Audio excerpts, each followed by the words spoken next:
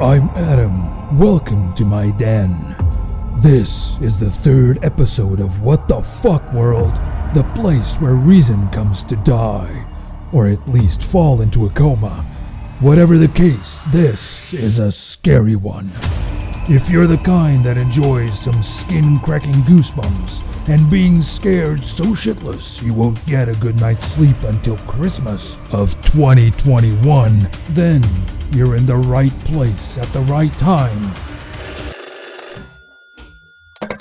Yeah? You can't use that one, somebody else took it. You're shitting me. Yeah, it's copyrighted, just use something else.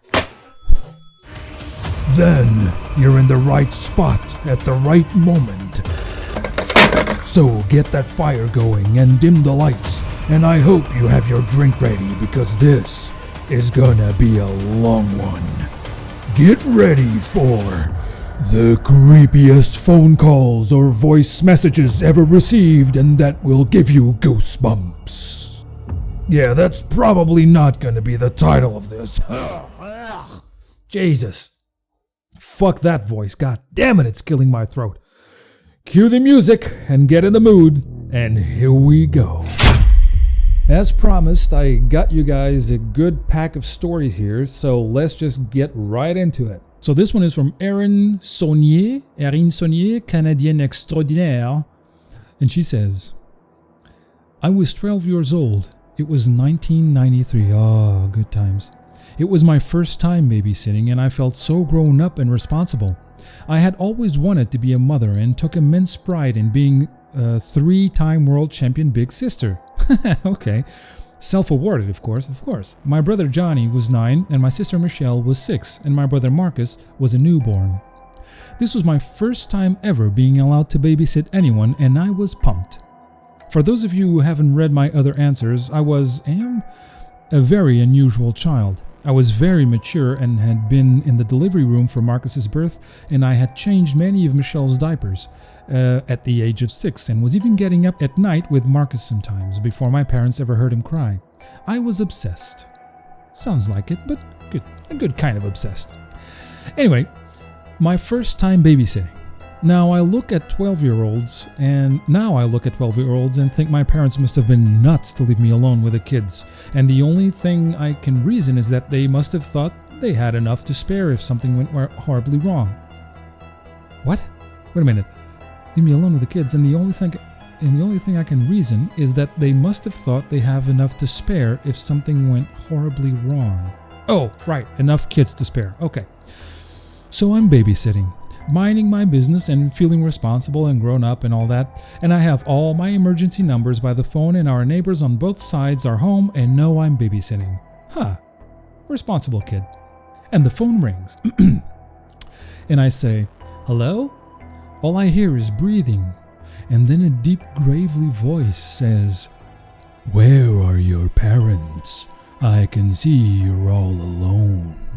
Holy shit. I don't know what to do. So I hold the receiver in my hand and just stand there and listen to the breathing on the other end, and I start to think about how to get my brothers and my sister out of the house and to safety as fast as possible. Oh, poor kid. This is a time before we had cell phones. Yes, what a good time! Please come back, good times. This is a time when if someone is holding up your home phone line and you hang up the phone and pick it back up, they will still be there. Yes, that's right. It was creepy. I could not phone anyone for help. My mind is going completely blank with fear. I didn't account for this situation. Nothing could prepare me for something like this. Poor kid. I start to lower the phone. Then I hear, Aaron? Oh my God, Aaron, it's me, Stephanie. Aaron, are you okay? Oh my God, Sebastian, you have to go over there. I scare the shit out of her. Oh my God, Aaron, are you there?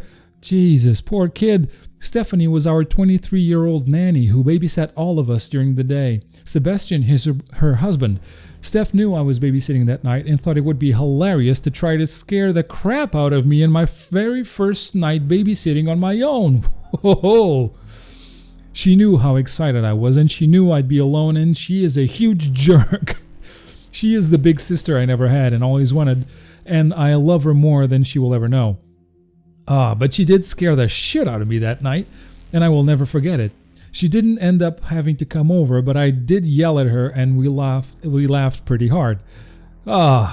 What a good kid. She thought I passed out or something and was so worried. She thought for sure I would recognize her voice or scream or do something, but my reaction was completely and utter silence, and I think that I ended up scaring her almost as much as she scared me in the end. Yes, I can only imagine. But it was an awesome prank. Yeah, it was. That makes me wish caller ID didn't exist sometimes. Exactly. Fuck mobile phones, man. They only came to ruin our lives. And now we hear from Major Smith, a motorcycle enthusiast. Back in 2004, my father was extremely sick with cancer. Oh, I had just come back from a short weekend away with my girlfriend at the time when I got the call from my mom to quickly rush to the hospital as it was likely he was going to pass away. Yeah, been there. I rushed to the hospital, and in the room were my mom, my sister, Nan, auntie, and a couple other family members. It was an extremely distressing time for me, seeing him laying there unconscious, but still alive and not knowing whether he would wake up again. I kept thinking back to 3 days prior when I left for my weekend away and I left my dog with my mom and dad, that I really wanted to tell him that I love him but couldn't muster up the courage, as this was not something that we generally openly said to each other, although of course we still knew this inside. Isn't it weird? Let me just stop here for a second. Isn't it weird that this is a hard thing to do with family members, to say I love you? I'm sure a lot of people don't have this problem, but I would say that a majority of the people that I know don't do this. They don't tell their parents that they love them as often as I imagine they one day will wish they had. Interesting. After a while, it got late and all the other family members left, except for myself, my girlfriend, my mom, and my sister. My brother was living in another state, Tasmania, at the time, so he was not with us. My girlfriend decided to leave to go pick up some things from home and would bring them back later on after she had some sleep, and she had to go to work the next day. So now it was just me, Mom, and my sister, and my dad, who was laying there on a hospital bed. I was holding his hand with one hand and wiping his forehead with a cool damp cloth with my other hand as he felt very hot. All of a sudden he made a strange sound and I knew straight away he was passing away. As this process, for want of a better word, was happening, I was obviously extremely upset and still holding his hand. All of a sudden my mom's phone rang with the tune of "I Wish You a Merry Christmas." It was a surreal moment. Here I was, grief-stricken, watching my father passing away right before my eyes, whilst in the background a happy tune was playing. Wow. My mom quickly answered the phone as she saw that it was my brother calling to check how everything was going. My mom told him to speak to his dad and put the phone to my dad's ear. A few moments later, and his hand suddenly went extremely cold and he went pale almost instantly, which startled me, and I let go of his hand in shock.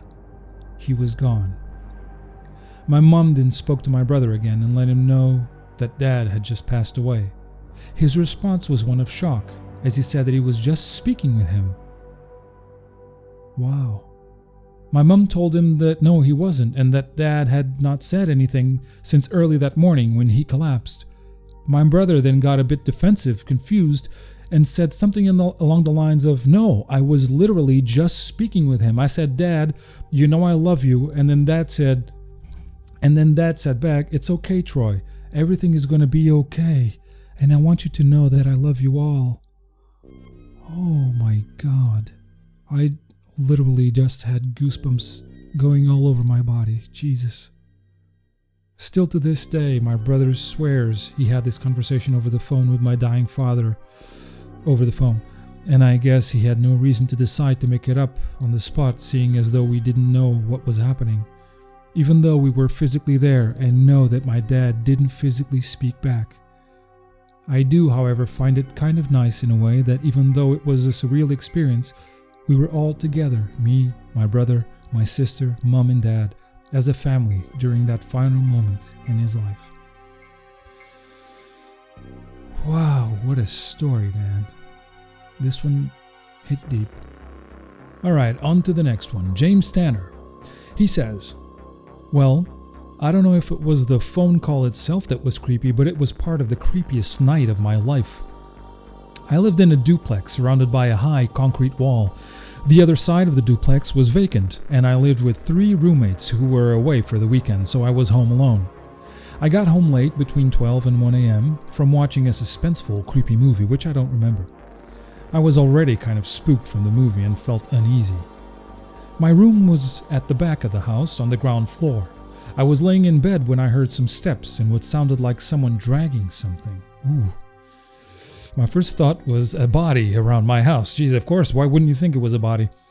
I went outside, but no one was there. A half hour later, my phone rang. The number was blocked, but I picked up anyway. It was quiet, but I could tell someone was there. Shit. Then a deep, raspy voice said, "Is this James?" My first name is James, but I never go by it. Only my family knows it's my real name. I replied, "Who is this?" And the guy hung up. I was getting freaked out now. I was high-strung, but I tried to go back to sleep. A while later, I was woken up again. Footsteps and the sound of something being dragged behind the house. There was a 6-foot concrete wall around the house, so someone was inside the wall. My roommate played baseball, and I grabbed his bat and went outside to see who was there. I walked around to the backyard, but no one was there. Again. Back in bed, trying to sleep, uncomfortable and scared, my phone goes off. Again, an unrecognized number. I pick up the phone and have the same conversation. Silence. Me. Hello? Silence. Then a deep, raspy voice. "Is this James?" Me. "Who is this?" Silence. Hangs up.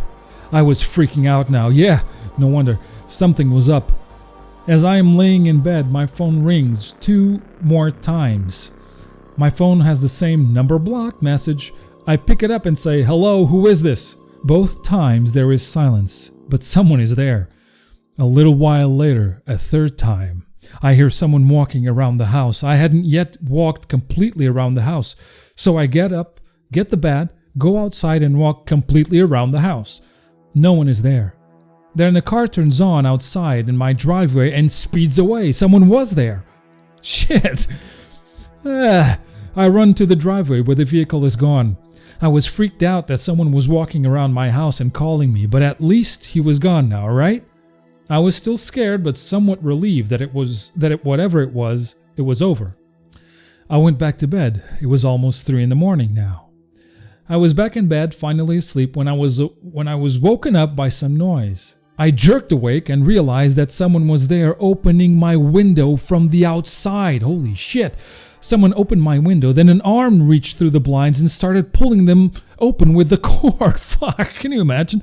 Just waking up and seeing that? I froze for a second. Then, as the man started climbing through the window, I thought, whatever happens, one of us is going to die right now. I am not going to let this happen. I'm a big guy. I played football and rugby in college and still lifted regularly. I jumped up and ran towards the unknown person. Right as I was about to jump on the guy, who was still halfway stuck in the window, he throws up his hands and yells my name, trying to calm me down. Stop, it's me, it's Dave. Shit, man. It was one of my roommates. I was shocked. My heart was pounding so hard and fast, it hurt.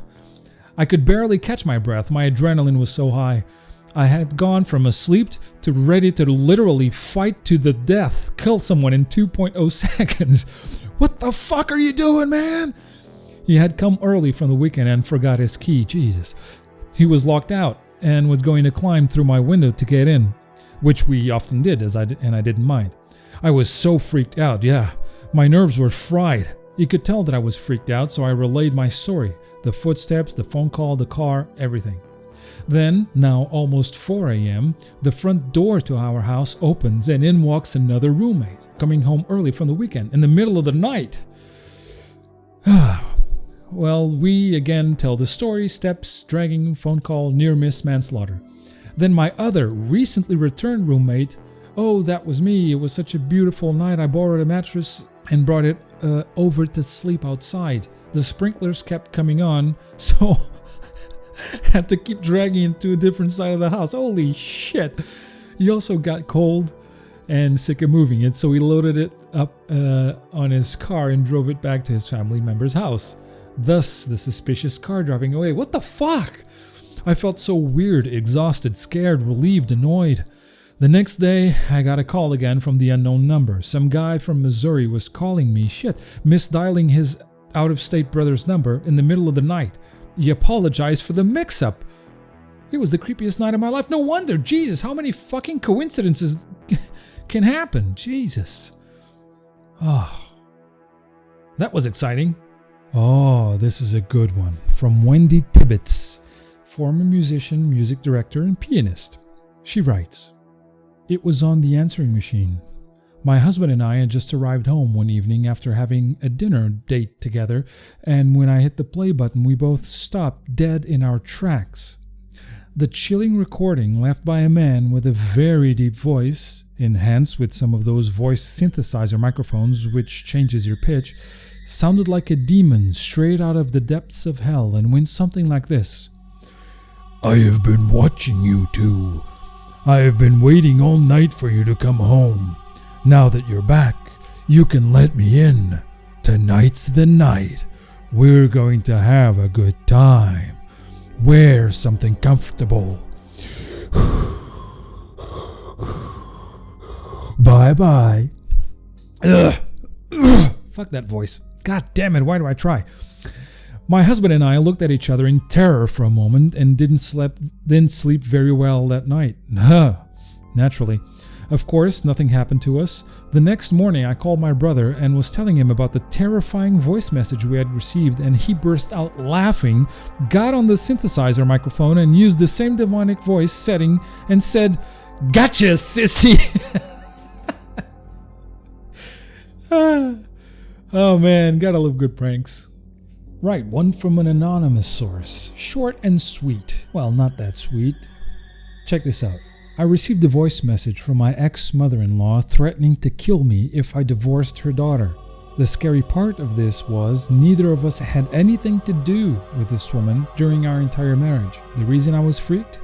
She had murdered her husband, her several-month-old baby, stabbing them both, and then had attempted to kill her other 6 kids, including my soon-to-be ex, by driving them off a cliff back when my ex and her siblings were kids. When this woman threatened to kill you, it was important to take her seriously. I called the local police and they laughed at me. I moved the next morning, rented a truck, listed the house, and got the hell out of Duluth. Really gives me warm fuzzy for the Duluth cops. I am anonymous on this because the last I heard, the crazy woman lives only 20 miles away from where I live now. Yikes! When you're looking for a place to go on a holiday, maybe not Duluth. I don't know. Or don't get married there, at least. Alright, this one is from Muiz Yusuf. Muiz Yusuf. I think I'm not saying that too bad. He says, "I woke up at 12 a.m. because I'd been sleeping all day. By this time, my parents had left for work and the house was dark. I had already overcome my fear of the dark, so it wasn't frightening." Alright, how old was he? "I actually prefer the lights off, so I kept all the lights off, okay, and went to the living room to play some games on my desktop. After a few hours in, I decided to go back to bed. Walking to the room, I noticed the curtains was still up and just stared out the window for a few minutes." Okay. I zone out on a regular basis. Okay. Then for some reason I felt I was being watched. Right then my phone rang and some woman sounding almost Chinese called me with no caller ID, saying in a giggly voice, "I see you." I flipped my shit, ran to my bed, and jumped to my top bunk, not even taking the ladder, and hid under the cover. You know what's curious about this? The 666 views. Is that a coincidence? I think not.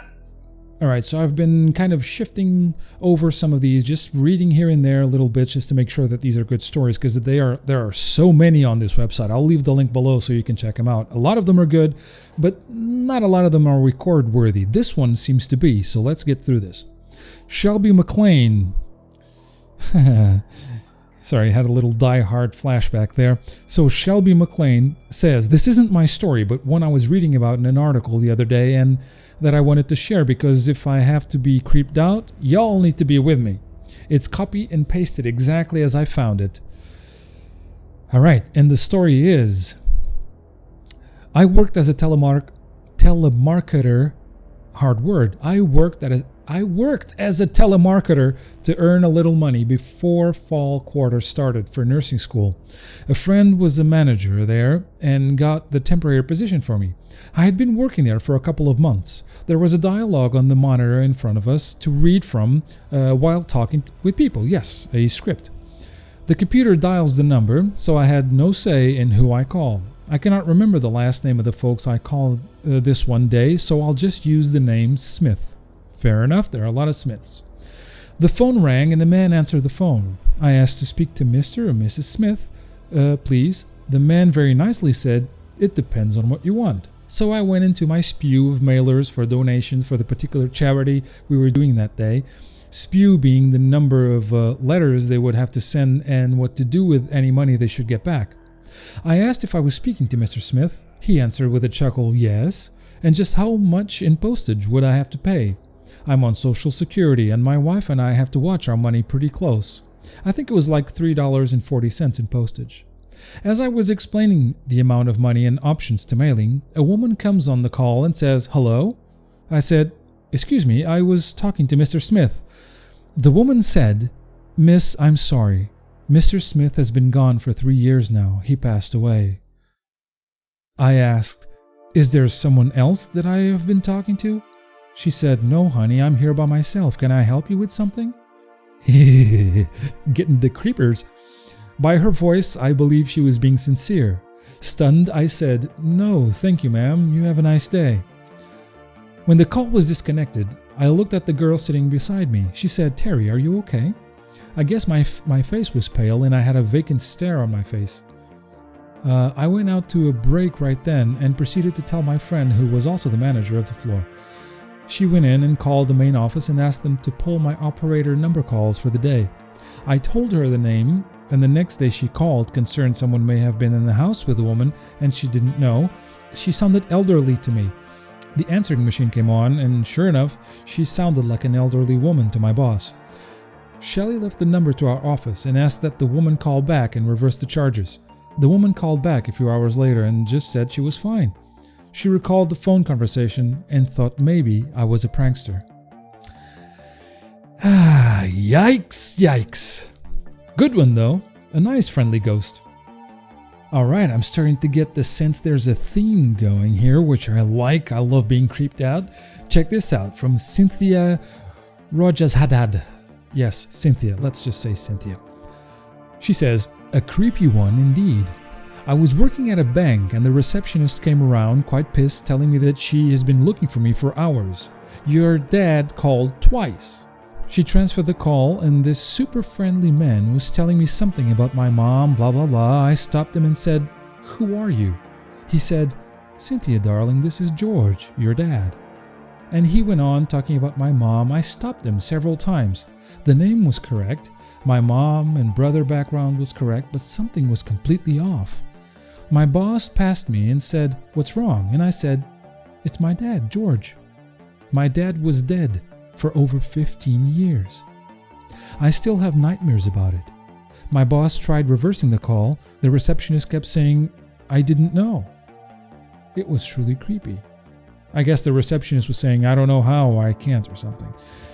Yeah, there's a theme on here. By the way, if you guys have a story like this, send it over. I'd love to know about it. I love these creepy stories. And here's another one.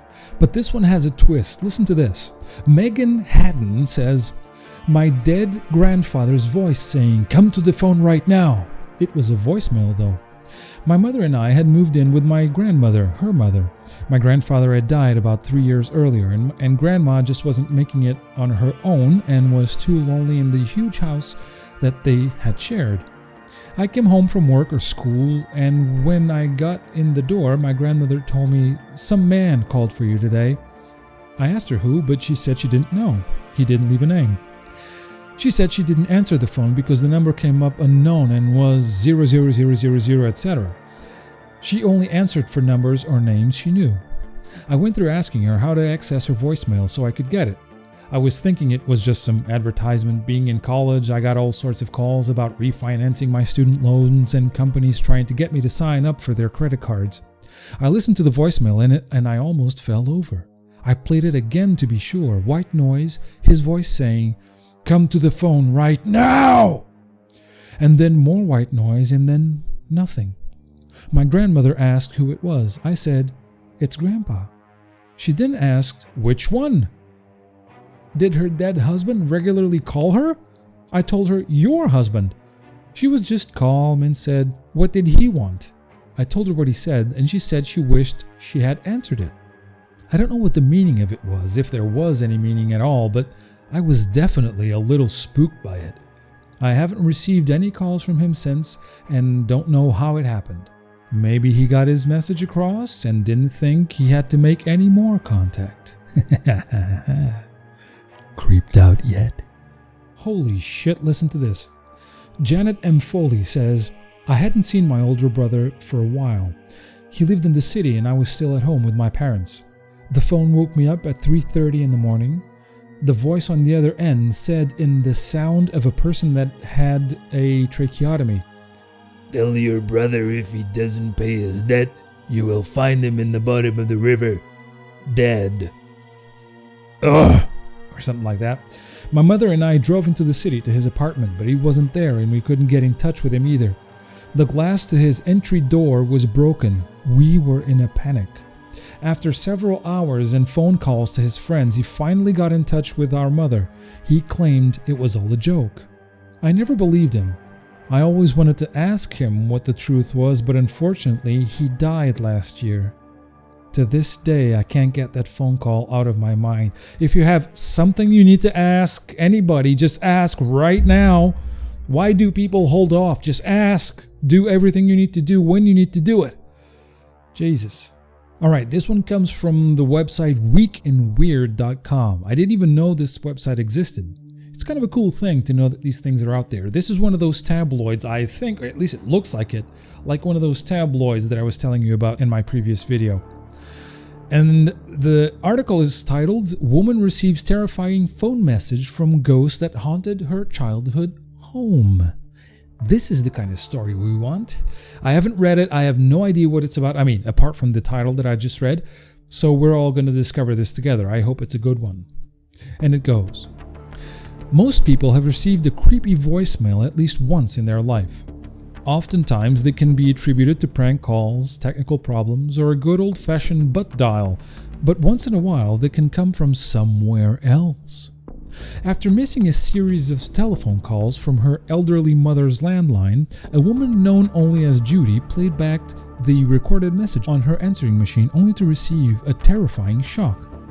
The garbled voice whispering on the other end of the line sounded all too familiar, like a ghost from her past. Literally. According to Judy, her childhood was the scene of frightening displays of paranormal activity. Her sister would often collapse and speak in tongues. Mysterious noises plagued her home. And at one point, the activity in the house got so bad, a priest was actually called in to do a blessing on the property. All of these incidents seemed to stem from their bathroom, where a ghostly voice would whisper her name from the shadows. Jesus, in the bathroom? Of all places?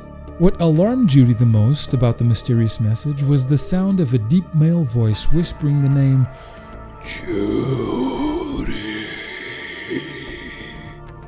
under the choppy static. The voice sounded exactly like the one that had her in her childhood home. Judy asked her mother if she had accidentally left the message, but the elderly woman was adamant that she hadn't even picked up the phone that day. Ooh, there's a video here if you want to check it out later. Judy's daughter, who goes by the screen name Midwayer, took to the paranormal message boards of Reddit to share the spooky audio messages captured by her mother. Of course, there was a lot of debate whether or not the strange sounds recorded on Judy's answering machine were legitimately paranormal, with some suggesting that it was only multi-frequency tones, but others were not so quick to discount the validity of the undoubtedly creepy recording. Some listeners suggested they could even hear snippets of warnings hidden in the audio, saying things like, "Hide," "Go to the house," and "Hurry." Others reported feelings of dread while listening to the message. No wonder. as if it was coming from a dark, malevolent spirit. Whatever you believe, if you wait until it's nice and dark out to give the minute-long clip a listen, there's a good chance you might start deleting your voicemails before you listen to them. Ooh. Oh, that's it? Oh man, are we going to listen to this? Yes, we're going to listen to this. So let's listen to this.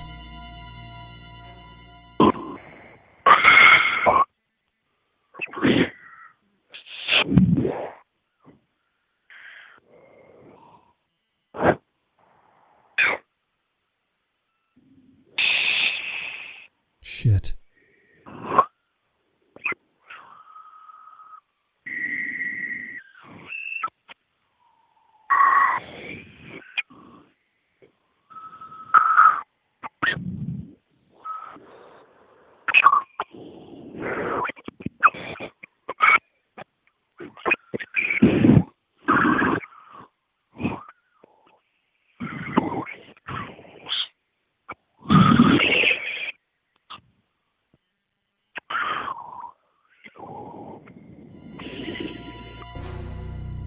Okay, well, obviously there's a bit of suggestion going on here, right? We're already hoping, well, not hoping, but expecting this to be kind of creepy, and the backstory helps the creepiness factor. But yeah, I can understand why some people would say it's just technical glitches or something, and equally, I think we can all kind of feel like there's a voice trying to come through. So I don't know, I'll leave it to you. What do you guys think? Do you think this is a spirit trying to communicate with this side? What do you guys think? By the way, where I am right now, it's completely dark. The house doesn't have a single light on except for the screen because I like it dark. And the curtains are open and it's just really foggy outside. So this is a perfect evening to do this. And now we jump over to storypick.com. Again, the links will be in the description below if I remember to put them there, but I'm pretty sure I will. And this article is titled 11 Most Creepy Phone Calls That Will Give You Goosebumps. Hey, these fuckers stole my, X title. Anyway, let's go through this. We have all had our share of prank calls. Really? I haven't. I made them. I don't remember ever getting one. Which is unfortunate. Especially in the 80s and 90s, I would have loved some. Sometimes we are a part of it, and sometimes we are the victims. Yes, I have never been the victim, but then there are some calls which are way more creepy and disturbing than a simple prank call. Here's a list of stories of some of the weirdest phone calls. Goosebumps guaranteed. Alright, the unknown lights call. Ooh, good picture. 18-year-old Brandon Swanson once called his parents to inform them that he had met with an accident. Brandon had accidentally crashed into a ditch with his car. When his parents arrived at the site, they could not find him. They called him and the call lasted for around 20 minutes, but they were not able to locate him. A few minutes later, he told his parents that he could see some bright lights at a distance. Then suddenly he yelled, "Oh shit!" And that was the last time anybody heard anything from him. Whoa, shit. Goosebumps guaranteed indeed. Next day, a search team was sent.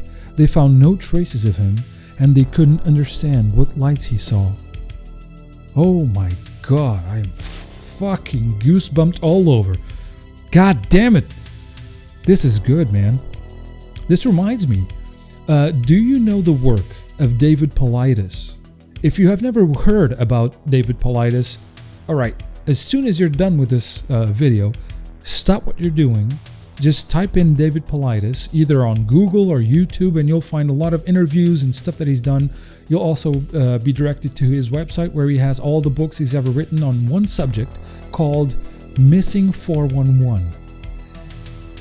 That is one of the greatest mysteries of today. And if you have no idea what I'm talking about, then I kind of envy you because you are gonna go into a world of absolute fantastic terror and, I don't know, just questions. It's like magical cosmic terror and questions. Honestly, if you like this sort of stuff, like the story that we just read here, trust me, you will want to know about David Paulides and his work. By the way, the man is super meticulous and strict when it comes to research. I'm not going to spoil it for you. Just go ahead and look it up. You will not be disappointed. Trust me.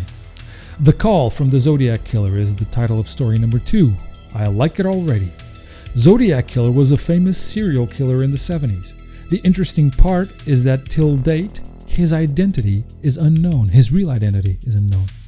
A hospital where a girl called Donna Laswork received a call that she won't be able to come to work due to some family issues. She went missing the same day and nobody ever heard anything from her again. She could have been one of the many victims of the Zodiac Killer. Alright, a little anticlimactic there, but that's fine. Still a little creepy. No goosebumps though. So, money back please. Number 3, the baby girl prank call. Bashir Kusachi, well, I know Bashir, was the owner of a popular restaurant, Marrakesh. He started receiving prank calls from a person who mimicked the voice of a little girl. Well, what makes this case interesting is the fact that these calls kept coming for more than 9 years. And the girl not only harassed him, but also his family members and restaurant staffs. It got so serious that Bashir was admitted into a mental asylum. I think I've heard about this before. And I think this was some sort of a revenge. I'm not going to look it up right now because I'm more interested in these creepy stories, but I'm pretty sure I've heard about this before. And it was a revenge, and this man was actually admitted into a mental asylum. Yeah, this is not the first time I've read about it. Still creepy. Number 4, the curious murder of William Wallace's wife. William Wallace, they can never take our freedom. It was an incident that happened way back in the year 1931. William Wallace received a call from R.M. Qualtrough. So not out of William Wallace from Scotland apparently. He asked him to meet him at a specific address. When Wallace went there, it turned out that the address was fake, and when he came back home, he found that his wife had been murdered. Jesus. He was also charged with a murder, but was later released when police realized that he was speaking the truth. Still, no one could find any trace or records of anybody called R.M. Qualtrough. Well, yeah, you would, if you were going to do this, you would use a fake name, true. But this is a far-fetched fake name, isn't it? I wonder if there's anything else. Qualtrough. Okay, let's just really quick. I still have my Google search here. R.M. Qualtrough. Nothing. Oh, there it is. R.M. Qualtrough. William Herbert Wallace. Oh, there it is. There's actually a Wikipedia page. Let's look at it. William Herbert Wallace. You guys probably can't read it that well, but I'll try my best. Yeah.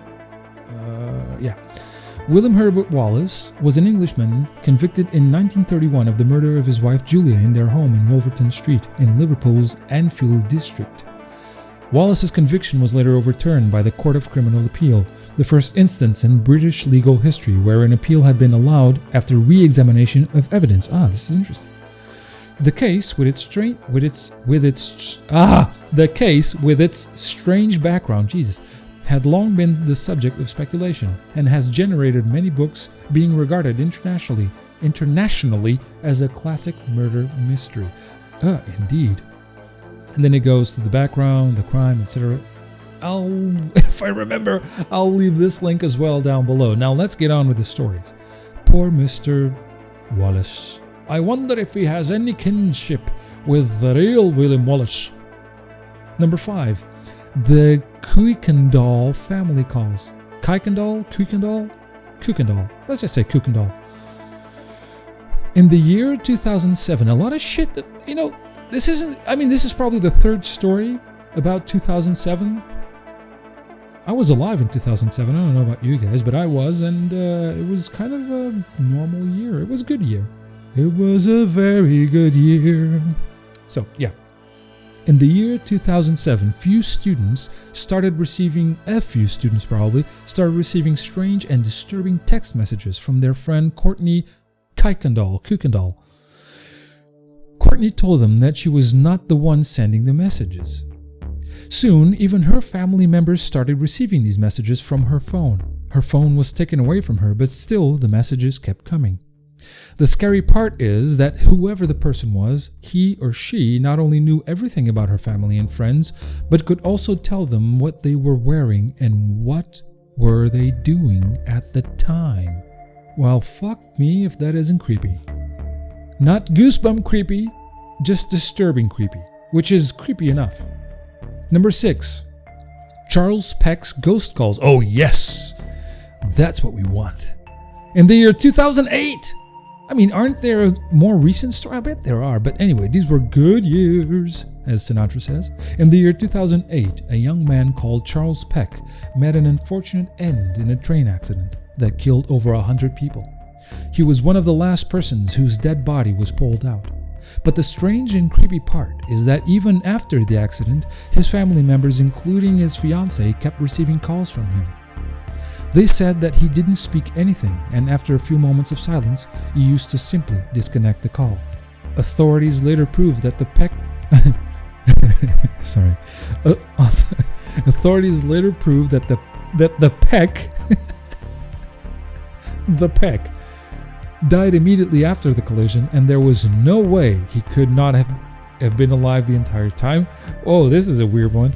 So I'll just rephrase this. Authorities later proved that Peck died immediately after the collision, and that there was no way he could have been alive the entire time. Alright.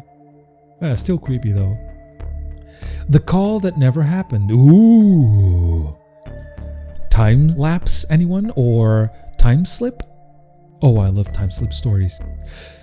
At around 4 a.m. in the morning, a woman received a call from his brother. Jesus, who wrote this? At around 4 a.m. in the morning, a woman received a call from her brother who told her that he was going to get married. She congratulated him and disconnected the call. Later, when she was visiting her mother, her brother was also there. She thanked him for the call. Her brother was taken aback and told her that he did not call her. When she started telling him about the conversation she had, her brother told her that he had the exact same conversation with her mother, but not her. Even her mother confirmed about the call.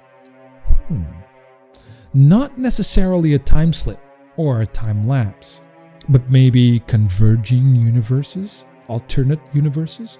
Who knows? Alternate realities are a reality, apparently. Number 8, the unknown message.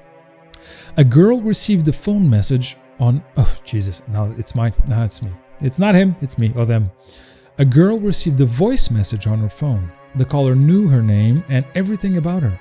She told her that one of her friends had died in a car crash and mentioned in great detail about the crash.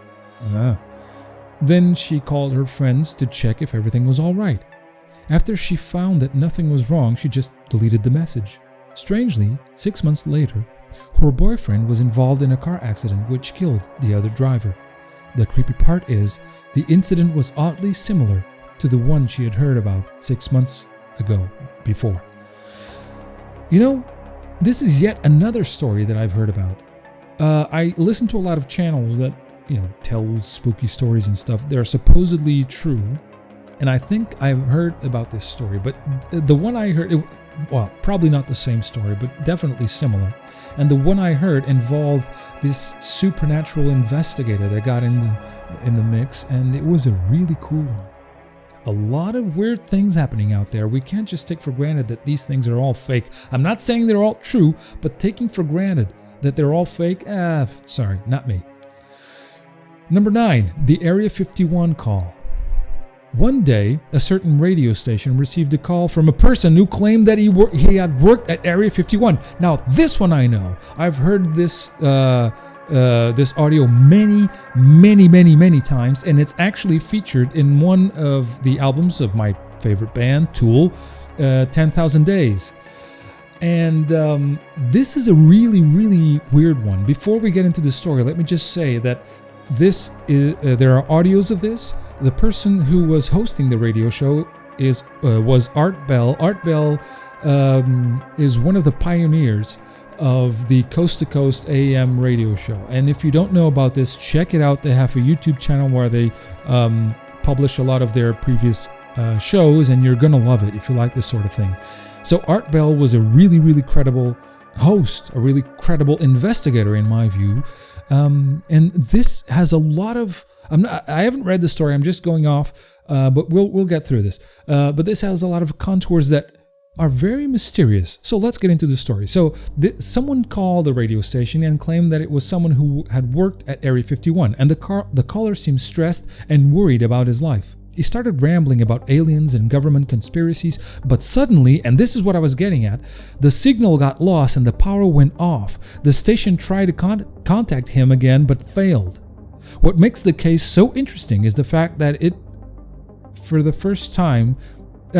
first time they had faced such a power failure, and nobody had a clue how it happened. Yes, all of this is true. This is a good source apparently, because none of this is false. Everything about this story is true. Well, it's all featured in the actual audio, and Art Bell tells you everything about what happened. And one thing he says, and this is pretty interesting, is that they always have a backup power supply for situations when the power goes out, so that they don't lose the show.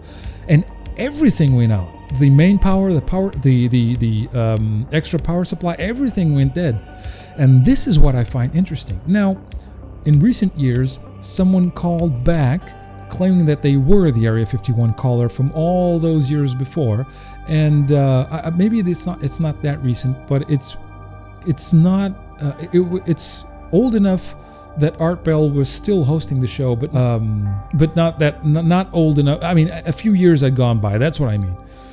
So he claimed that he was the Area 51 caller, and then he actually made the stressed out voice. But honestly, there's something really spooky about this story. There's something very mysterious. Because even if it was just a prank call and the guy had never worked at Area 51, how does all that power just drop? Does that mean that there is surveillance going on at any given time, and whenever something like this is mentioned, the power goes out? Was it just a happy coincidence? A fortunate coincidence? A creepy coincidence? What was it? And the fact that this guy many years later, well, not many, but a few years later at least, called back into the station claiming that he was the Area 51 caller and it was all just a prank. I don't know, man. Everything sounds kind of fishy. The amount of circumstances and coincidences that had to happen for this to be true, for this to just be a prank call, I don't know. It's too much. It's too far-fetched. I suspend my disbelief, but not to that point. So anyway, this was story number 9. This is a good source, apparently. All right, now, number 10. We're almost done. The JFK Assassination call. Another great mystery. Of all the creepy calls, this one is probably the most popular one. Really, I don't know about it. This call involves the assassination of US President John F. Kennedy. At around 10 in the morning, a Californian switchboard operator received a strange call from a woman who told her that the president's life is in danger, and within 10 minutes, the president is going to die. I am always looking for these kinds of stories, and I don't remember ever coming across this one. When nothing happened after 10 minutes, the woman told her that the time had now been changed to 10:30. The operator dismissed the claims as the president wasn't even in California at that time. He was at that time traveling in a motorcade towards the Dallas Dealey Plaza, and at sharp 10:30, Lee Harvey Oswald assassinated the US president. Well, someone assassinated the US president. Lee Harvey Oswald was probably just a patsy. Come on. I mean, I've delved into these things enough to know that, I mean, it wasn't just one shot. It came from various places. Anyway, not getting into this. Till date, no one knows who the actual caller was or the person that pulled the trigger. It wasn't just Lee Harvey Oswald. He would have to have shot the perfect shot from that angle, whatnot. And you tell me, what do you think about the JFK assassination? What do you think? Have you ever researched it? Do you have an opinion? Have you watched the movie? Oliver Stone did a pretty good job gathering a lot of evidence. Oh, and by the way, just so you know, we should already have all of the documents out. because enough time has passed. There's a statute that prevents certain classified information from being made public, but it only lasts for a certain amount of time. I think it's 30 years from the event. Now, it's been over 30 years and the documents have not been declassified. So there's another thing you can focus on if you have the time and if you're interested. Ooh, number 11, finish on a high note. Calls from the grave. A man called Frank Jones lost his wife Sadie to a heart attack. His wife really loved her phone, whatever that means. So, as a sign of love, he left her phone with her in the grave. Soon after she was buried, not only her husband, but his entire family received weird calls and messages. The creepy part is that the writing in these messages are in the exact same style she used to write. Nobody could find out where the messages came from, as there was no number attached.